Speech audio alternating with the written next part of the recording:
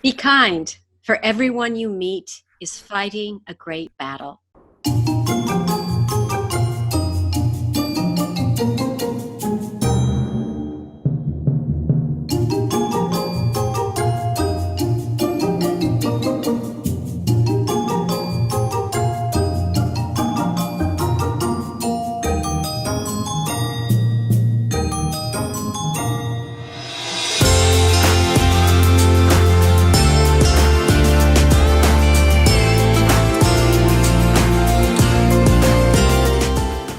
Welcome to this episode of Choose, where an actor and a therapist help you use your power of choice to decide what roles you want to play.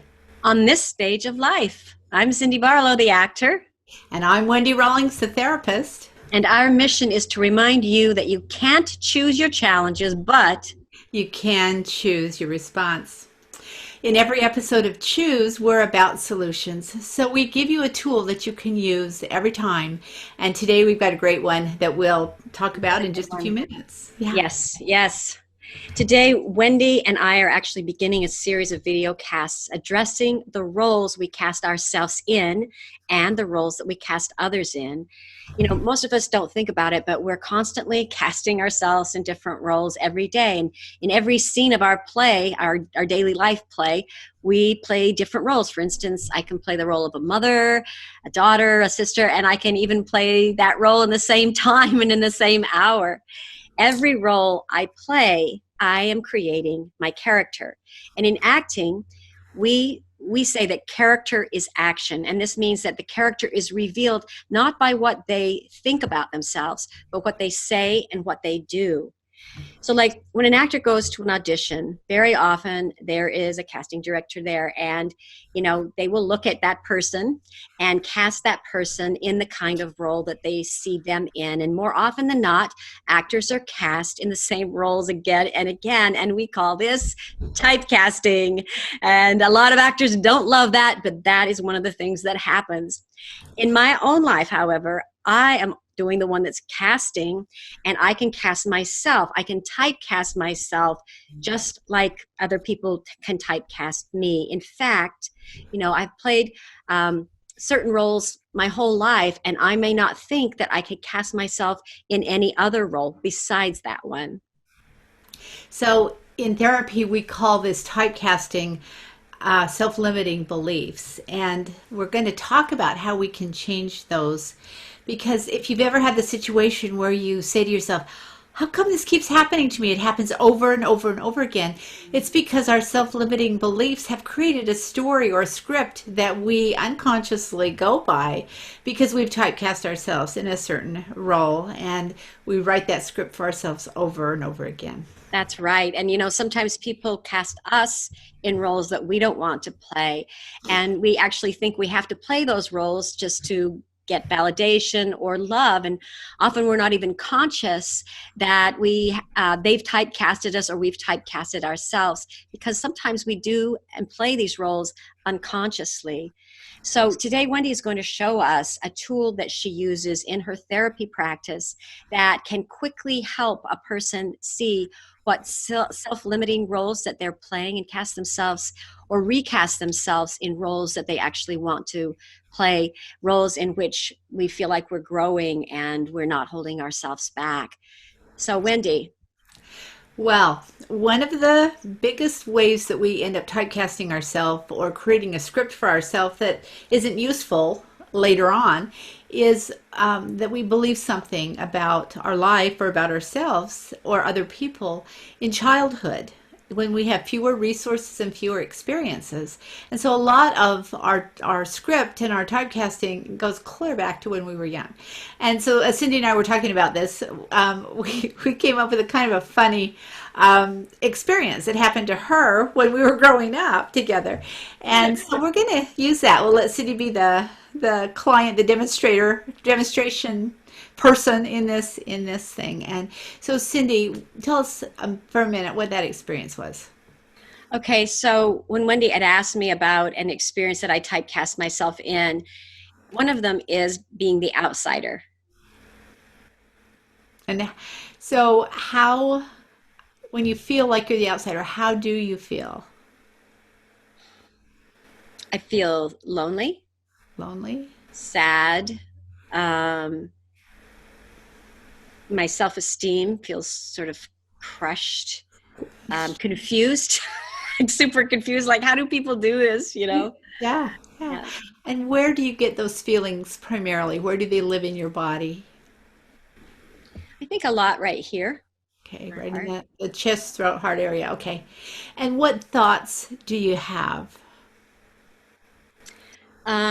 The thoughts are like, well, everyone else is having a good time. Um, that like I'm not worthy. They should, people seem to like have friends, and they're worthier than I am to have friends. Um, a thought might be like, how are they doing that? I don't see how they're doing that. Just confusion. Um, yeah, and maybe the thought is like, I just wish I weren't here. I wish I were invisible. Okay. Okay. So the feeling is here when you get those thoughts. And those thoughts, can you hear how they're self-limiting? If you believe those self-limiting beliefs, if you believe those thoughts, you're not going to try a lot of stuff because it's just too big and too They're overwhelming. self-fulfilling because then I just like, Yeah, you just pull back and you don't go there. So I'd like you to get with your feelings here around your heart and just really feel them, feel the thoughts that go with those feelings. And to notice, how old do you feel when you feel that? pretty young, like Yeah. really young, like What was earlier your than age? five, earlier than Four. 5. Okay, so five or younger. Mhm. All right. So already we know that your 5-year-old's making the rules. Right. That your adult self is operating by. That's that limiting Going belief to or all that the parties typecast. with my 5-year-old. I know. Or she's going to stay home because she just can't do it. It's a grown-up party and she's just not grown up enough. So Yeah, yeah. so already you can see how you're limited and you've typecast yourself. All right. So let's do something about it, shall we? Yeah, let's do it. Okay. Turn So me what down. please. So what I'd like you to do is kind of float back to where that 5-year-old is. Okay. Okay. And notice what's going on in her life that is causing those feelings that you described and those thoughts.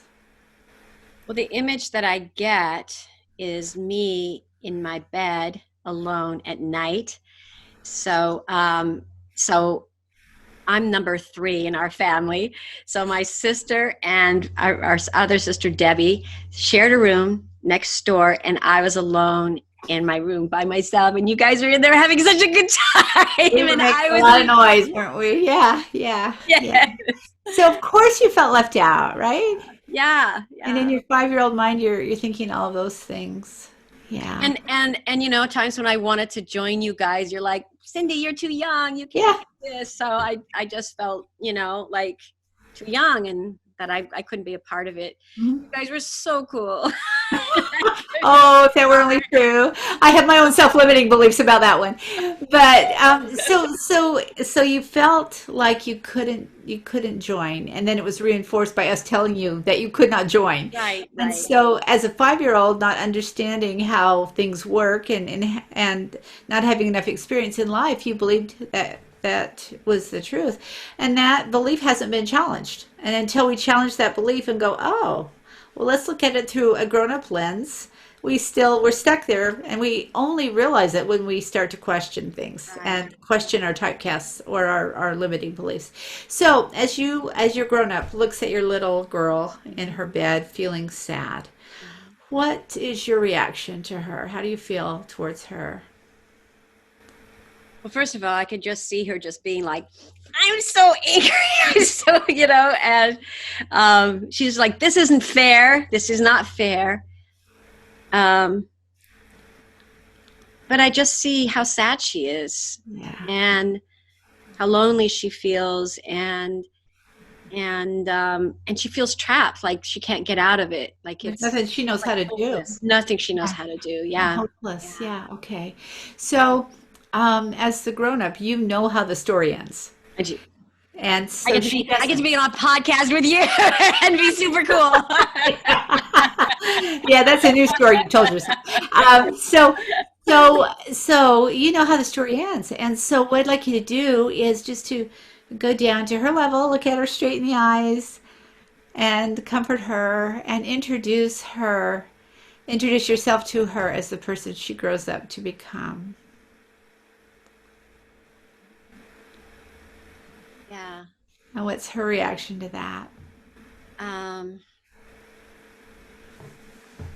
she's just smiling at me, and it's like, oh, wow, I like your hair. We have pretty hair. I know. It's like, oh, like, I don't know. Like, like when you're little like that, you're looking at all the things that you don't have or that. Mhm. So it's just like, oh, that's me. Yeah. So she's kind of excited. Yeah. Cool, cool. That's just And what she so, said. so tell her how the story ends. Tell Mhm. her, how it ends up going.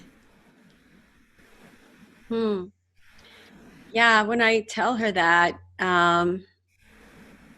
yeah, she feels a lot more hopeful. And yeah, I think that, I think partly because she can see me that she believes it, Mhm. Mhm. and it makes it feel like right now isn't isn't forever. Like she's like, okay, if I'm not hopeless, it's not hopeless. So she feels more hope. Does get better, yeah.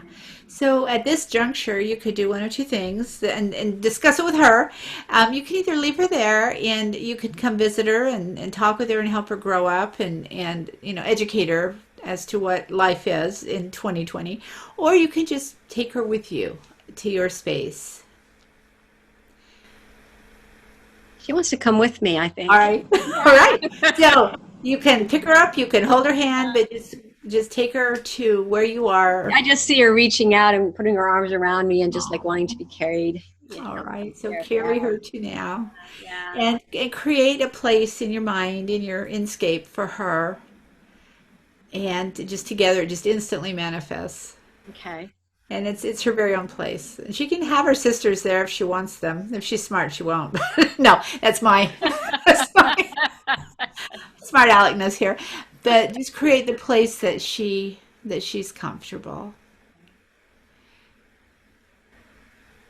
Yeah, I'm giving her like lots of teddy bears and lots of things. Yeah, yeah, And yeah, it's like anything that she wants will just come into that space, like giving perfect. her like full reign of creativity and magic.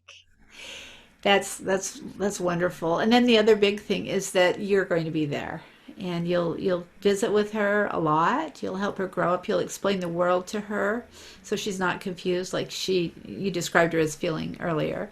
And the life will make sense. And as that happens, she will grow. She'll be unstuck from being 5 and she'll start to grow up and with it before too long as you and her kind of get to know each other and she becomes less a separate feeling from you, Mm. you will integrate together and you will get all of the goodies that she offers. She's got her enthusiasm and she's Yeah. got energy and she's got a lot of creativity and Yeah. so that will integrate into you and you'll be even more whole I than you are. love it. I love it. Yeah. So the big key question is when I feel this way, how old do I feel? Yeah. And yeah. Okay. Yeah. Well, when Wendy and I were also talking, I had asked her, like, well, what have you ever recast yourself in a role yourself? So you had a story actually of Yeah, when I did. I did. a When I whole was in situation by recasting yourself. Yeah, when I was in college, I was in student government, and they paid for the president to go to training, but they didn't pay for my other board members to go. So I went to this training by myself, and in college, I was, believe it or not, an introvert, and I didn't really enjoy meeting other people. I did it because it was part of what I did or what I needed to do my student government job, and I loved my student government job. And once I met people, once I got over myself, I really enjoyed meeting people too. But back then, I didn't know what I didn't know. So I went to this training, and the first event was an evening reception, and I did not want to go. I didn't know anybody. I just want to stay in my dorm room and chill out and just be by myself. And I I felt like I was wasting my college's money to do that. So I felt obligated to go to this thing, and I thought, how am I going to do it? I don't know anybody. I don't really want to be here. How am I going to do it? And I thought, well, I'm going to find somebody in that room who looks the way I feel. And then I'm just going to hang out with them all night and it'll be all right. So that was my plan. And I went down to the event and I saw her immediately upon entering the room. There she was. And she looked just exactly like I felt. So I went over and I introduced myself to her and we became good friends, and our friendship lasted all the way through college. We shared student government stuff together, which was prior to email, texting, Instagram, Facebook. So we were really committed. We spent time on the phone and letters, and but we got to really bond that night, probably over the fact that we both didn't want to be there, but we started talking and we found our commonalities and laughing that attracted other people towards us. So by the evening we had a group of 8 people who we just got to be really close. We got to be close at the training. They were all from different schools, and we just spent a lot of time in college corresponding with each other and supporting each other and just getting to be really good friends. And then the funnest part was at the very end of the training, they all went around and described what each one was, and they described me as a spumoni ice cream cone, which I didn't know at the time. I'd never had a spumoni ice cream cone, and I didn't know whether to be happy or insulted, and it turns out I was happy. I asked the person who described me that way, why? And she says, oh, spumoni has everything good in it, and it's all together. And I thought, wow, that was a great casting of me. I certainly wouldn't have cast myself that way. Well, when you were on your way there, you were casting yourself as a vanilla. And then you found out It was melting. Melted vanilla ice cream. Yeah, exactly. Exactly. And it was a really easy thing to do. And a lot of times recasting ourselves is just getting out of our heads and helping out somebody else. yeah, yeah. Sometimes it's really scary to take on a different role, and I love that story because you somehow knew something inside yourself that you had to recast yourself. And I love what the actor John Lithgow once said. He said the most exciting acting tends to happen in roles you never thought you could play. And, I've had roles I never thought I could play. For instance, the role of an author, which was something that I dreamed of, and it took me many, many years to manifest. But once I put the mantle of author on, I could really feel a difference in myself. Before I felt so afraid of failing and criticism from others. I didn't know anything about writing a book and publishing a book. But one of the things I did is I put a quote up on my refrigerator that said, when doing something you have never done before, you're going to have to do things you have never done before. And I just needed to remind myself that it was okay, that I didn't know how to play the role of an author. And, I'm still learning, right? But that didn't mean that I can't cast myself in that role and start to play that part even before I became a published author, or even before I even published my first book. All I really needed to do was act as if I could play the role, and then do this consistently enough, one day at a time, and eventually the role was mine. So my past didn't have to define me, as we talked about, as this little girl in her bedroom, as Wendy spoke about. And Tony Robbins has a really good way of saying it very quickly. He says, your past does not equal your future. That's right. And so think for a minute, Cindy, when you were worried about authorship, becoming an author, and it felt like a role you could never play. It was just a hope. It wasn't it was and a dream, but it wasn't there yet. How old did you feel? Well, I kind of felt like grade school, now that I think about it. Just like going to school and having to learn things that I'd never learned before, and just not feeling like I had the chops, and saw other people who seemed to be doing really well, and yeah, that's, I think, Okay. probably. So that was that's how you typecast yourself, even, Yeah.